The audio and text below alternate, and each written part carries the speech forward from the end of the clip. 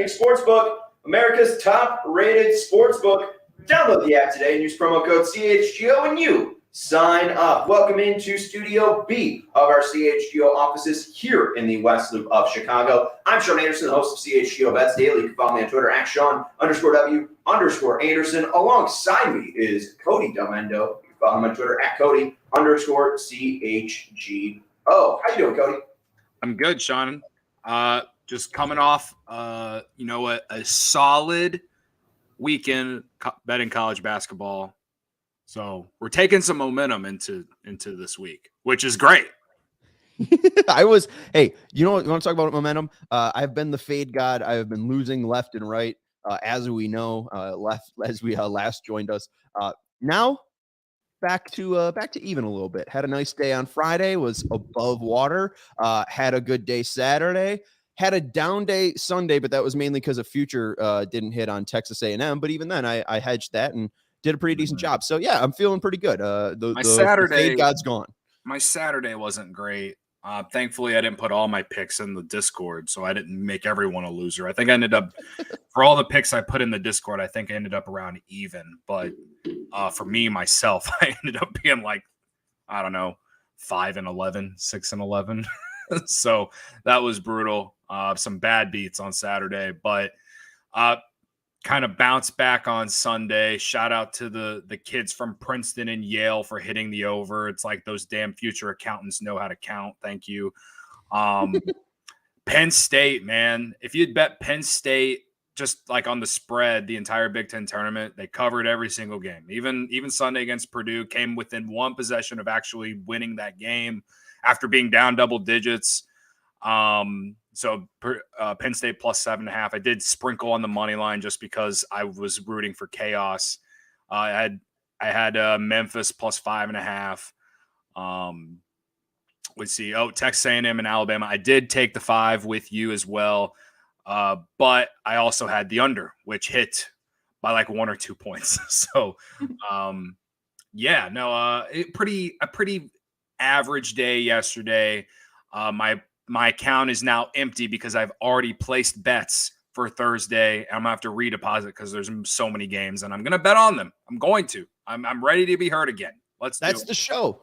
We bet every single day. Yes, and it's fun. Nice job jumping on those Louisiana and VCU lines as well. I saw that you got those early, and those have now moved. So Cody getting the closing line value.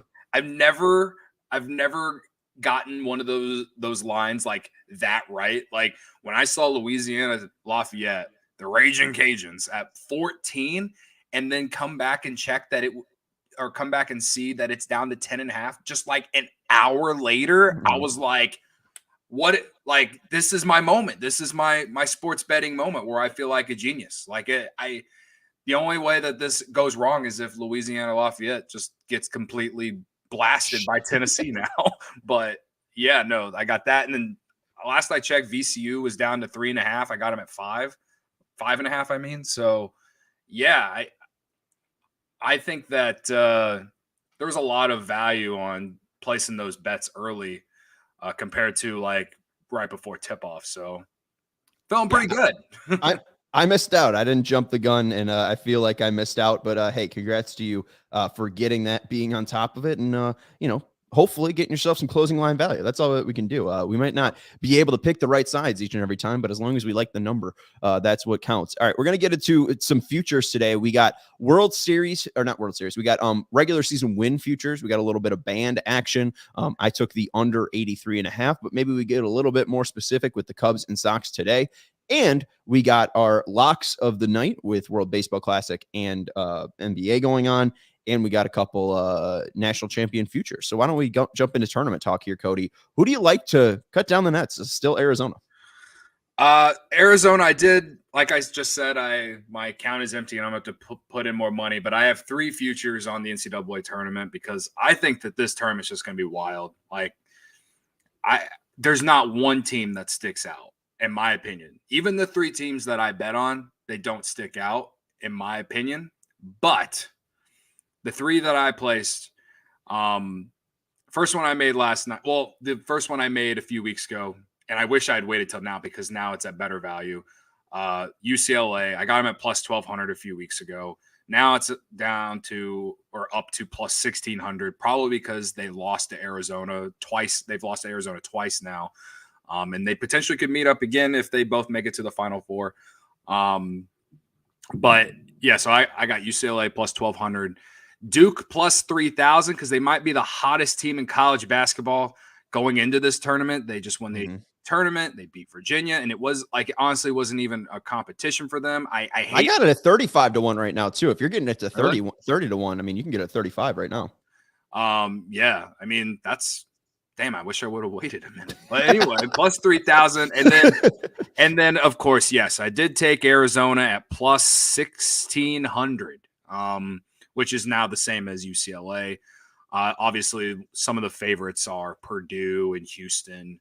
And Alabama. Those are like the three main favorites, and Kansas, which are the number one seeds overall. But I'm just be real with you. Of those four number one seeds, I could see two of them being out after the first weekend. So I'm just jumping on the value now while I can, and hopefully I'm sort of right about that. But yeah, I'm excited, man. I've been high on Arizona all year, which I kind of hate now because I was kind of going back and forth with one of the PHNX Wildcats guys who sent a dumb tweet last week about how the Big Ten is overrated and blah, blah, blah, blah, cry, because the Big Ten always gets more teams in the tournament than anyone else. Sorry, it's just super competitive, and that's why they get more teams in, even though I do think that Rutgers not getting in was very shocking. That was shocking, and seeing Texas A&M get a 7 seed was shocking. But yeah, no, truly. I mean, they're a dangerous 7, but even then, the 10 seed matchup is tough. Yeah. So, I still like Arizona. The way they play fast, but they're, a lot of people question their defense earlier in the year when they were blowing teams out with their offense. But to see them beat UCLA the 2 times that they have, is very telling because UCLA is. They have a decent offense, but their defense is what carries them, in my opinion. And Arizona was able to play at their tempo, and they still won. So I think Arizona is a very dangerous team going into this tournament. And like I said with Duke, I bet against them all 3 days in the ACC tournament, and I lost all 3. It was I'm done. I'm done betting against them because John Shire has them playing well right now. Not just they've been playing well defensively all season. They've been an unders king. If you like betting unders, they've been great on the under.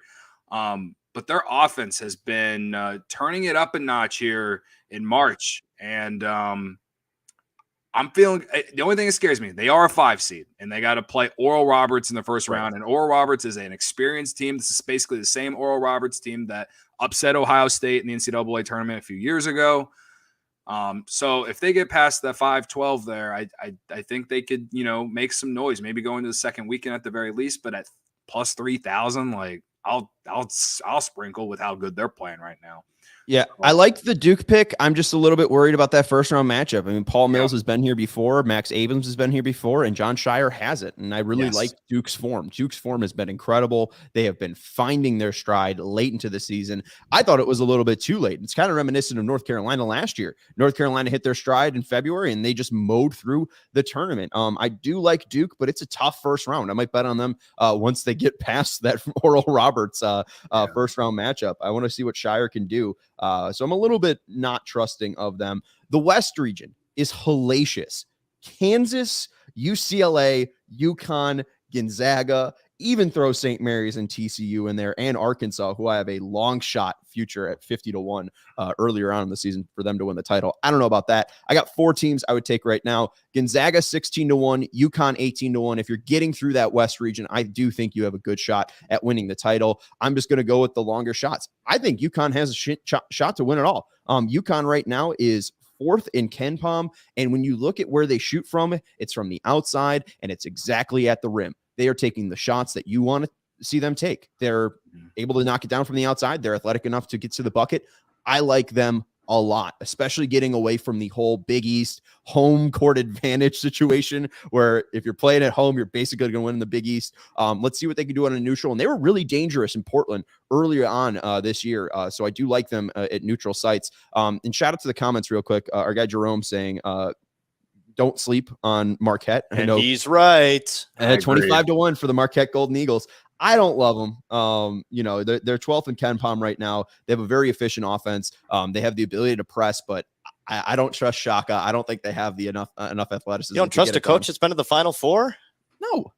He's never won it. He's I don't coaching know. Marquette. He couldn't do it at Texas. I don't love Marquette, but I like Gonzaga and UConn 16-1 and 18-1. I like TCU again. If you're coming out of that West region, they just played the Big 12. If TCU can do it, I mean, or at least get through that West region, I like them to raise the title at 45-1. And then San Diego State, they are 14th in the nation in Ken Palm, and I think they are vastly, vastly underseeded. When I was filling out my first bracket last night, I had them going all the way to the Final Four. I think they can do it again, or I think they could do it. And Charleston's a tough matchup in that 5-12, but I do think that they are. I mean, they're kind of just Charleston, but have played more teams. Charleston's 30-1. San Diego State's like 26-8, and they're like on fire in the past month. I love San Diego State in this tourney. Well, I read a stat recently about Mountain West teams in the NCAA tournament recent, and all I know is that it started with a 0 and then in 4 however many games, as in how many teams the Mountain West has won in the NCAA tournament the last few years. So I do like San Diego State. They're a tough team. They play defense, and yeah, they were pretty dominant in the Mountain West.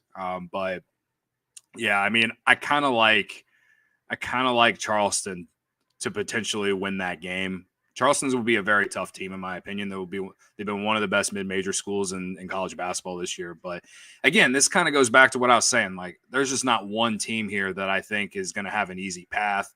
When I mentioned the 2 1 seeds that could lose in the first weekend, I'm talking about Kansas and I'm talking about Purdue. Because I think if Purdue matches up with Memphis in round 2. And this is only if this happens. Again, Memphis could lose against FAU, but if they face Memphis, I think Memphis has a good shot. I mean, Memphis just won yesterday against Houston in the AAC tournament. And I don't know, Penny Hardaway coming in with a lot of confidence. They are a trendy pick right now. But again, I'm not saying for them to win the championship or anything, but I could see them, playing up with Purdue. And then Kansas, I think no matter what, whether it's Arkansas or Illinois, I think that it'll be a tough game. Illinois actually beat Kansas in a scrimmage before the year. I know that means nothing, but the kids remember it. And again, Illinois is playing with house money. Same thing with Arkansas. Arkansas and Illinois are so similar teams. Like they are so hot and so cold. They can look like one of the best teams in the country, and they can look like one of the worst teams in the country. Arkansas is coming in. They have Nick Smith healthy. Again, both teams playing with house money. Whoever gets back past that game, I think has a legitimate shot to upset Kansas in round 2. So watch. I'll probably be completely wrong about this, but I'm just saying right now as we speak here on Monday, 4 days before the real tournament begins, that's how I feel. But I'm with you just because I took Kansas in the Big 12 tournament, Big 12 title game, and they just got rocked by Texas. And I'm just not sure if they're good or not. I mean, we go back to that one game where, they were getting blown out by Baylor in the first half, and then they come back and just absolutely shut out Baylor and, drop 40. Like, I don't know if I can trust Kansas, and they really do feel like a team that's either going to win it all or just lose in the first 2 rounds, like you said. And I think Kansas is built for March. It's just their team. What's impressive about Kansas is they're able to get this highest seed a year after basically losing like their entire roster from last year. Mm-hmm. So credit to Bill Self. He's one of the best coaches in college basketball for a reason. So yeah, I mean, there's no value on betting Kansas to win the title back to back right now, but because they're kind of a huge favorite right now. Because they're the number 1 overall seed, I'm pretty sure. But yeah, I mean, of the 1 seeds, those are the 2 that I'm not so high on. Alabama and Houston, though. I know Houston lost yesterday, and they haven't really played anyone all season because the AAC isn't exactly great. But we've seen them play against good teams in the non-conference.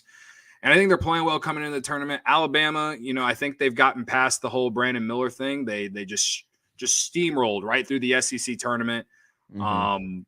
And not in like we both took Texas A&M, and that was a bad decision. I don't know what it is, but it feels like they kind of got their mojo back.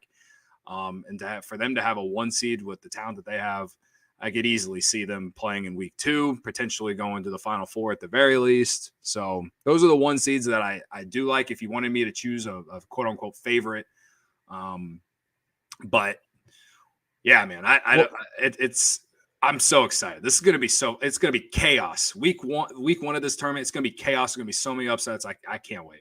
I'm pumped. Just to add on to about Houston losing to Memphis, I think it actually helps their chances. This is from Liam Blutman at Blutman27. Pending Houston beating Memphis on Sunday, which they didn't, the Cougs would need to win 20 straight. Since 2008, the longest winning streak by a national champion was 2013 Louisville, who won 16 in a row. In order to win the NCAA tournament, Duke, Gonzaga, and Marquette will need to win 15 straight games to raise a banner. So I just don't like those teams for that reason, even though I have a Gonzaga future. I feel like Gonzaga too, like they've turned it on. That's why it's like maybe they have it, because everything is now clicking finally for this team. But we'll have to see. We'll get closer. It is and closer Drew Timmy's like final year. He just broke Gonzaga's like all-time scoring record. They ran through the West Coast Conference tournament. They steamrolled St. Mary's the 3rd time that they faced off. They are coming into the tournament with a lot of confidence, and I like Mark Few. I know a lot of people like to hate on Mark Few. I don't know why, because he's only been to the tournament like 25 straight years.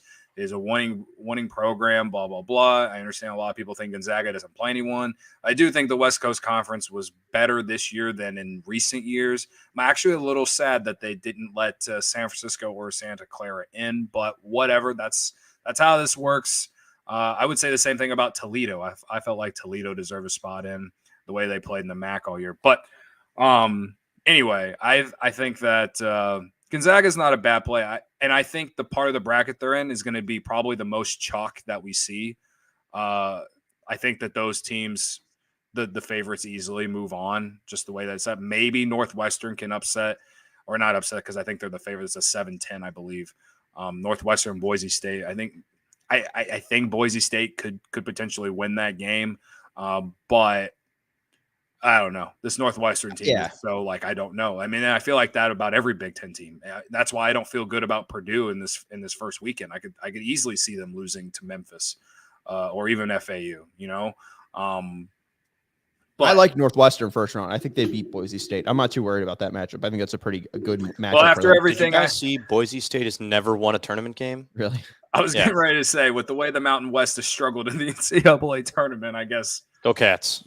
Yeah. I mean, I don't care from a fan perspective who wins that game, but I don't think it will be easy. And the only reason I have questions is just Northwestern's offense, man. Like if Boo Booey doesn't get contributions from anyone else, it's easy to guard them. And they're going to need Chase Audige to play like he did during that streak where they beat Indiana and Northwestern, and they don't have their home court anymore, and that's where they really shine this year, is on the home court.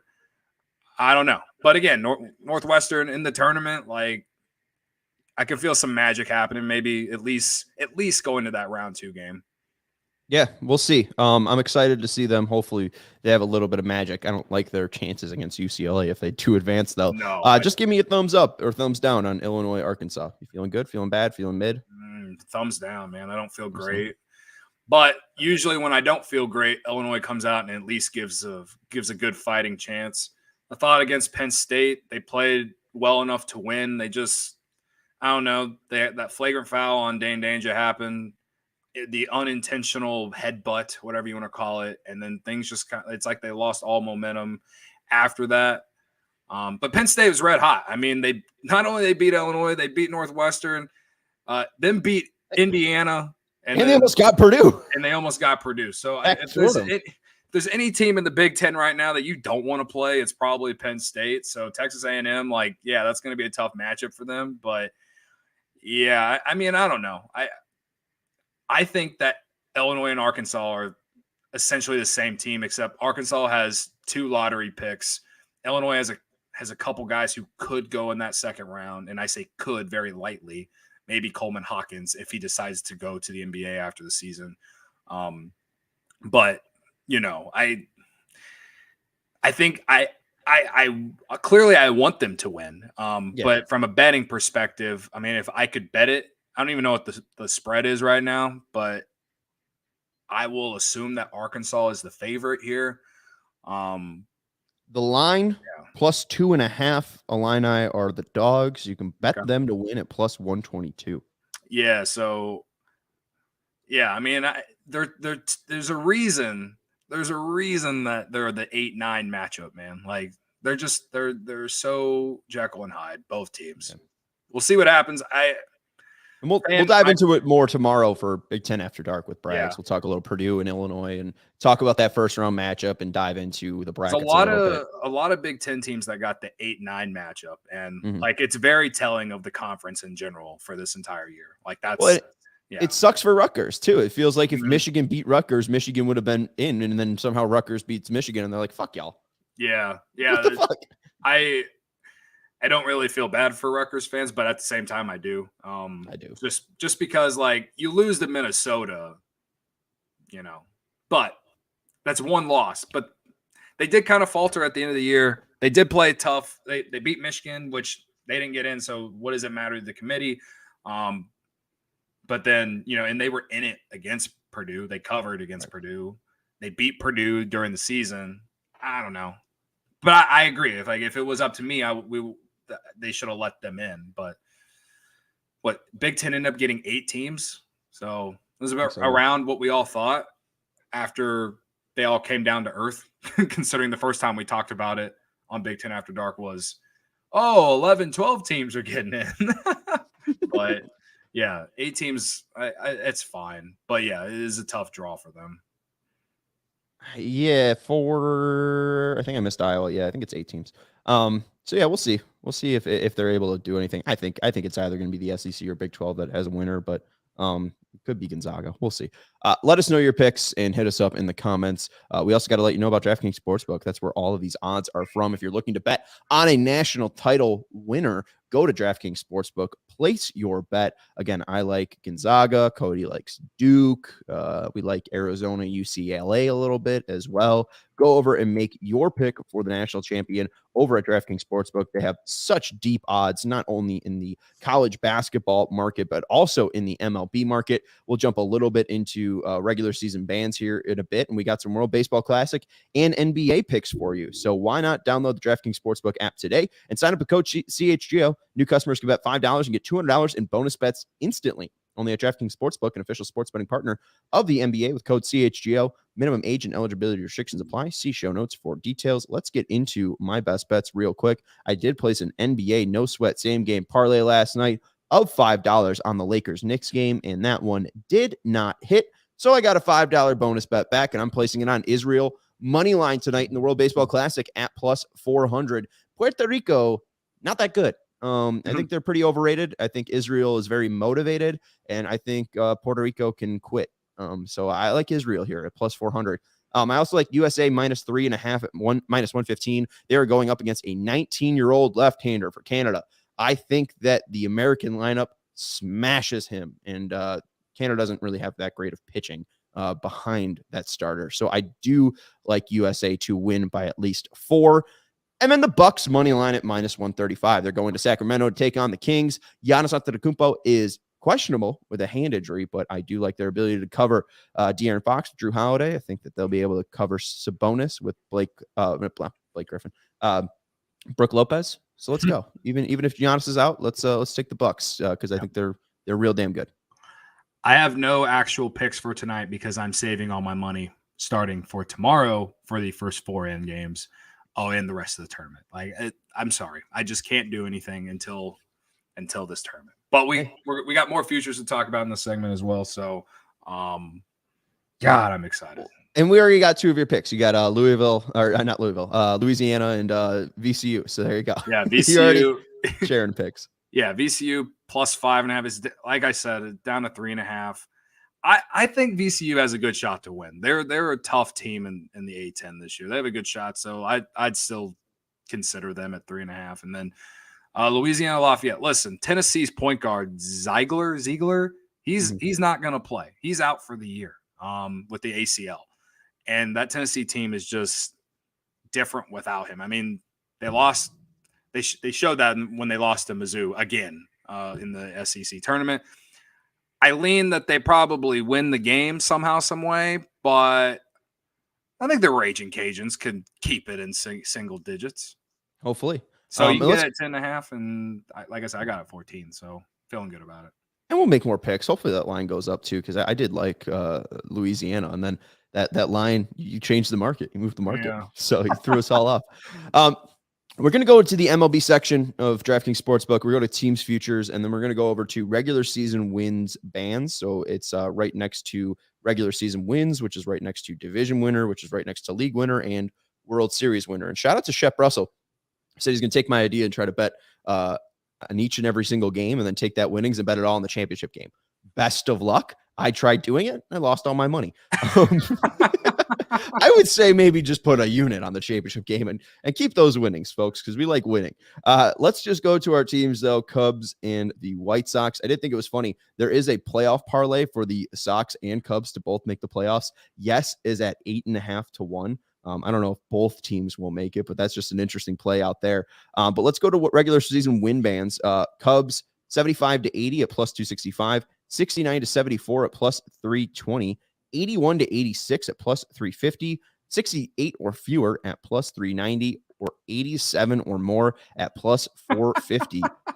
Cody, is your team going to be above 500 or below 500? Maybe we start there. I'm expecting above 500, man. And I know if you watch CHGO Cubs, you think I'm the classic homer, never thinks anything negative. That's not true if you listen and watch every single day. But when the Cubs are good, I get high on life, all right?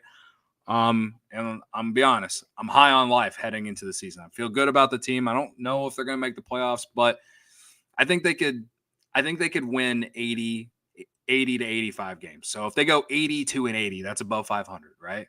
Mm-hmm.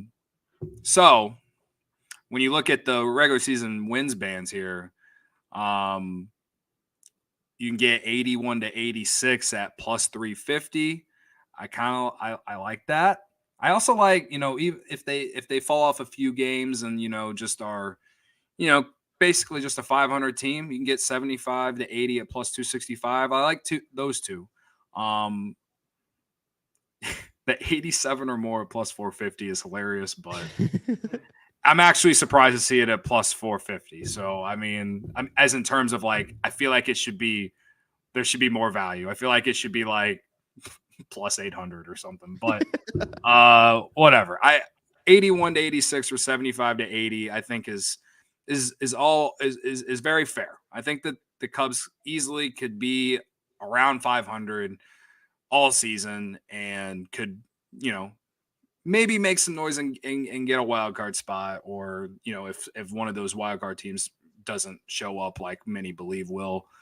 So that's how I feel about the Cubs and with this betting strategy here. So, but like the fact that 68 or fewer is just a little bit less at plus 390 and 69 to 74 is at plus 320. Seems off. Yeah, it seems off.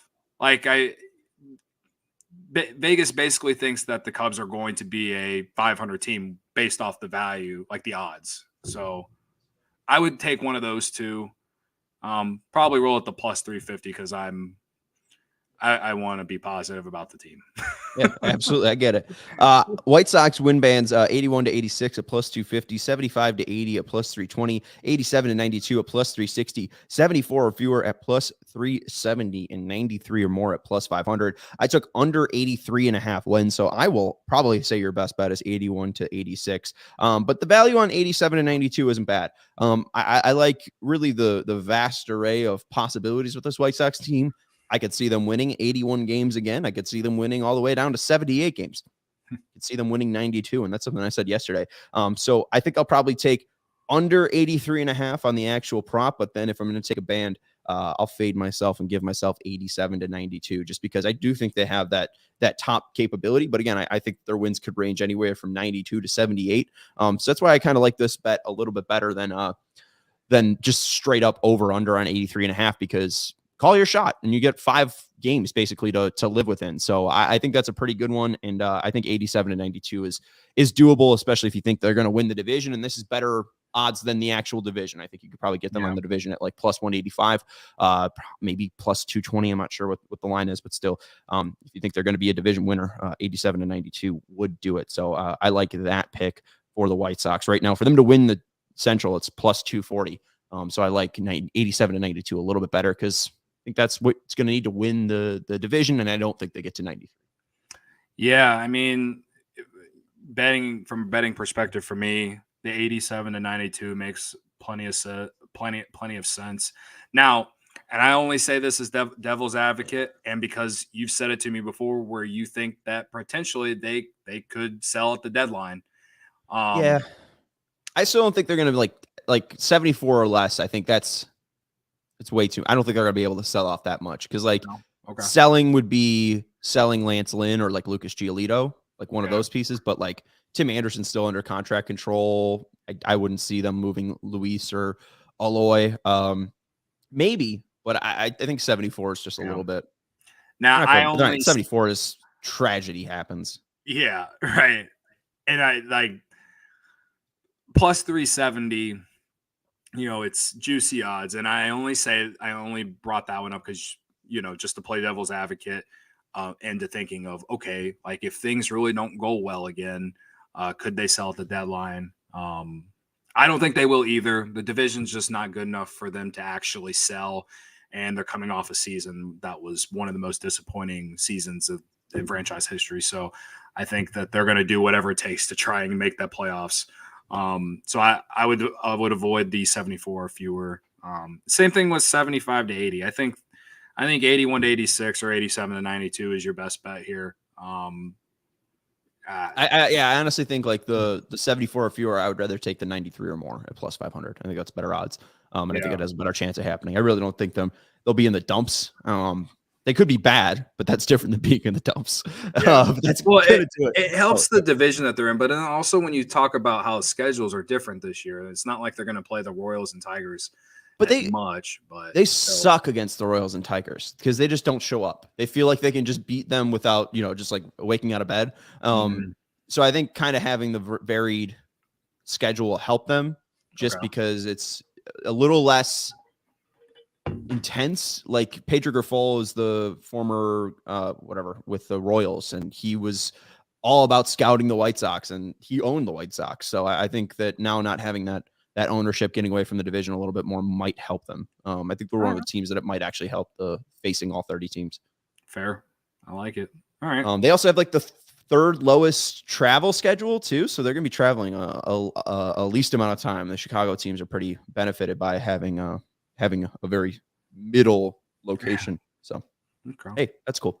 Anyways, that's going to do it for CHGO Bets Daily, giving you 30 minutes of betting action. That's Cody Del Mendo. You can follow him on Twitter at Cody_CHGO. I'm Sean Anderson. You can follow me on Twitter at Sean_W_Anderson. We gave out our national champion picks.